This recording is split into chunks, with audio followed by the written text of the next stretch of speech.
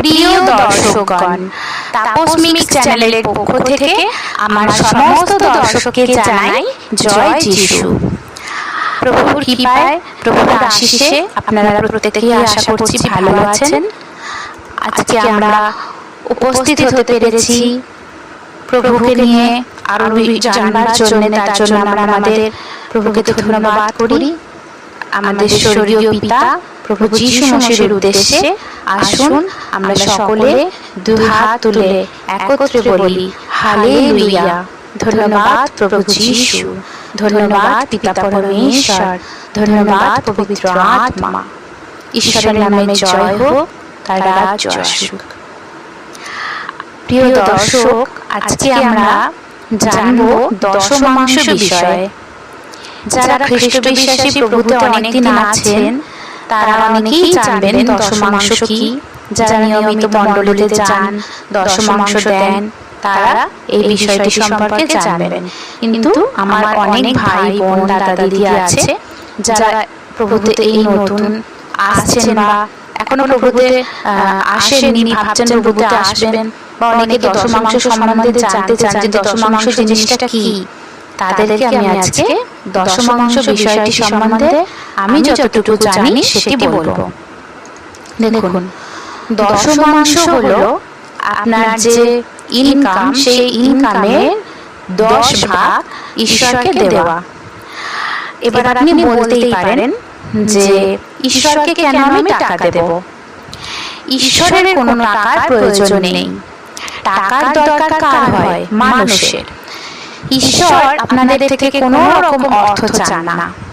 আপনারা এটা ভাববেন না যে ঈশ্বরের টাকার দরকার। টাকার দরকার হয় আমাদের মানুষের।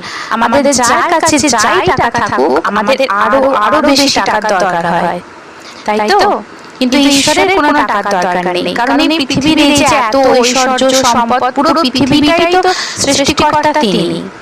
পুরো এই পৃথিবীর সমস্ত ঐশ্বর্যের মালিকই তিনি। সমস্ত সৃষ্টিটাই তার, এভরিথিং ঈশ্বরের। কিন্তু তাও আমাদের ইনকামের 100 ভাগের মধ্যে 10 ভাগ ঈশ্বরের। অর্থাৎ ঈশ্বর বলছেন যে তোমাদের আয়ে যদি 100 টাকা হয় তাহলে সেই 10 টাকা তোমরা ঈশ্বরের জন্য রাখো। তোমাদের আয় যদি সাপোজ আমি বলছি 10 টাকা হয়, 1 টাকা ঈশ্বরের জন্য তুলে রাখো। আজকালকার দিনে কারো আয় 10 টাকা বা 100 টাকা নয়, কিন্তু আমি বোঝানোর জন্য বলছি। কারো আয় যদি 1000 টাকা হয় তাহলে 100 টাকা ঈশ্বরের। এই যে দশমাংশ, এই বিষয়টি নিয়ে অনেক মতভেদ আছে। কোন কোন মণ্ডলী এই বিষয়টিতে খুবই গুরুত্ব দিয়ে থাকেন। মানে কোন কোন মণ্ডলী আছে তারা দেখবেন প্রার্থনা কতটা কি হচ্ছে জানি না, কিন্তু দশমাংশের বিষয়ে খুব গুরুত্ব দিয়ে থাকে। দশমাংশ দেওয়ার উদ্দেশ্য হলো পিতার আশীর্বাদ পাওয়া। কিন্তু দুঃখের বিষয় অনেক মণ্ডলীতে এই বিষয়টি নিয়ে অনেক বাড়াবাড়ি হয়। মানে তারা দশমাংশ বিষয়টিতে খুব গুরুত্ব দেন। এখানে যে আপনাকে দশমাংশ দিতেই হবে এর উপরে কোনো জোর আপনার উপরে করা উচিত নয়। কিন্তু আপনার মন যদি চায় তাহলেই আপনি দেবেন। কিন্তু পিতা বলেছেন, ঈশ্বর বলেছেন যে তোমার আয়ের দশমাংশ যদি তুমি দাও তাহলে কি তুমি আমার প্রতি মানে ঈশ্বরের প্রতি আপনি অনুগত থাকবেন, আপনি ঈশ্বরের আশীর্বাদ পাবেন। এই দশমাংশ বিষয়ে মালাখি 3 অধ্যায় 9 থেকে 11 পদ এখানে বলা হয়েছে, তোমরা অভিশাপে শাপগ্রস্ত, হ্যাঁ তোমরা এই সমস্ত জাতি আমাকেই ঠকাইতেছ। তোমরা সমস্ত দশমাংশ ভাণ্ডারে আনো, যেন আমার গৃহে খাদ্য থাকে। আর তোমরা ইহাতে আমার পরীক্ষা করো।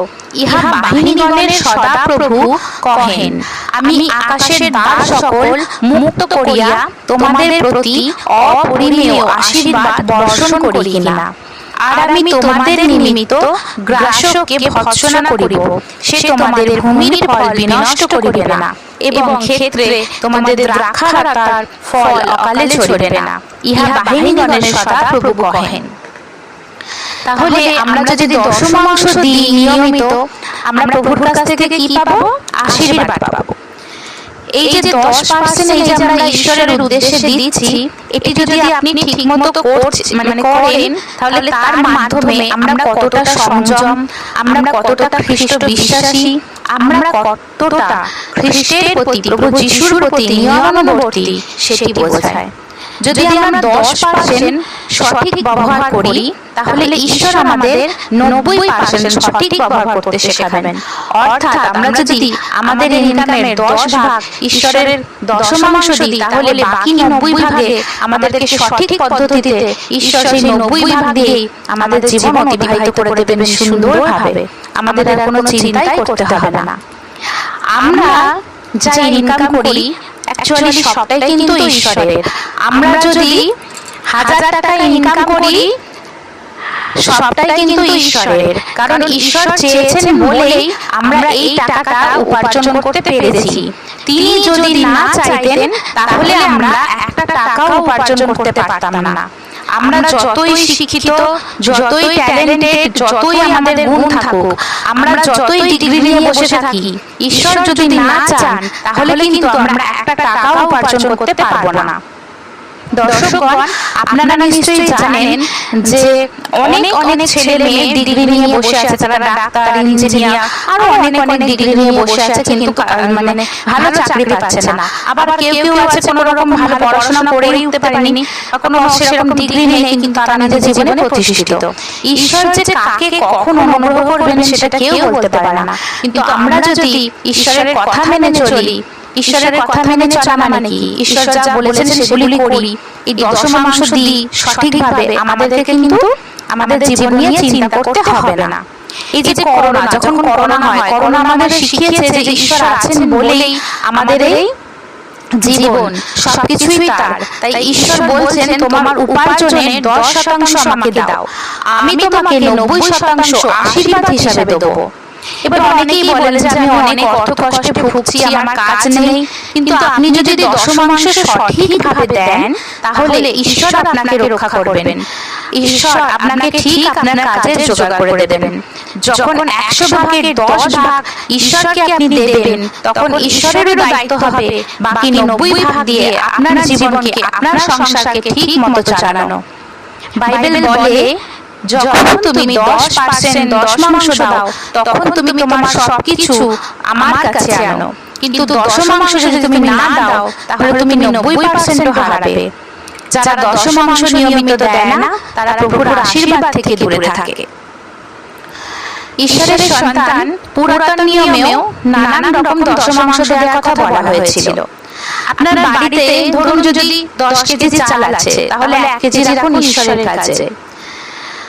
আবার ধরুন আপনার 10 বিঘা জমি আছে, 1 বিঘা জমি রেখে দিন ঈশ্বরের কাছে। ঈশ্বরের কাছে ব্যবহার করুন। ঈশ্বর আপনাকে সমস্ত কিছু দিয়েছেন, তাই আপনারও কোথাও একটা কি বলবো, ঈশ্বরের প্রতি কৃতজ্ঞতা প্রকাশ করার জন্য ঈশ্বরকে আমরা কোনোভাবেই কৃতজ্ঞতা জানাতে পারি না, কারণ ঈশ্বরের ঋণ কোনোদিন আমরা শোধ করতে পারবো না। কিন্তু তবুও সবকিছুই ঈশ্বরের, সবকিছু ঈশ্বর আমাদের জুগিয়ে যাচ্ছেন। তাই আমাদের উচিত আমাদের যা কিছু আছে তা থেকে ঈশ্বরের জন্য আগে তুলে রাখা, ঈশ্বরের কাছে আগে ব্যবহার করা। আর এই যে দশমাংশ, এই দশমাংশটি আপনি যদি ঠিকঠাক ভাবে দেন, তাহলে আপনি প্রভু যিশুর আশীর্বাদ পাবেন, আপনার জীবন সুন্দরভাবে চলবে। তাই আপনারা চেষ্টা করবেন আপনাদের যার যেমন আয়, সেই আয় থেকে প্রভুর জন্য দশমাংশ দেবার। আমি এই ভিডিওতে যতটুকু আমি নিজে বুঝেছি দশমাংশ বিষয়ে আপনাদের বোঝানোর চেষ্টা করলাম। যদি ভালো লেগে থাকে, তাহলে আপনারা প্লিজ আমার ভিডিওটা লাইক করবেন এবং আমাদের চ্যানেলটা সাবস্ক্রাইব করবেন আরো ভিডিও পাওয়ার জন্য, এবং এই ভিডিওটি শেয়ার করবেন। আর যদি আমি কিছু ভুল করে থাকি, আমি তো এখনো অনেক কিছু জানি না, আমিও এখনো জানছি, তো আমারও ভুল হতে পারে। আমি যদি কিছু ভুল বলি বা ভুল কিছু করে থাকি, তাহলে আপনারা আমাকে ক্ষমা করবেন। আজকের মতো এখানেই সমাপ্ত করছি। নমস্কার, ভালো থাকবেন সকলে। জয় যিশু।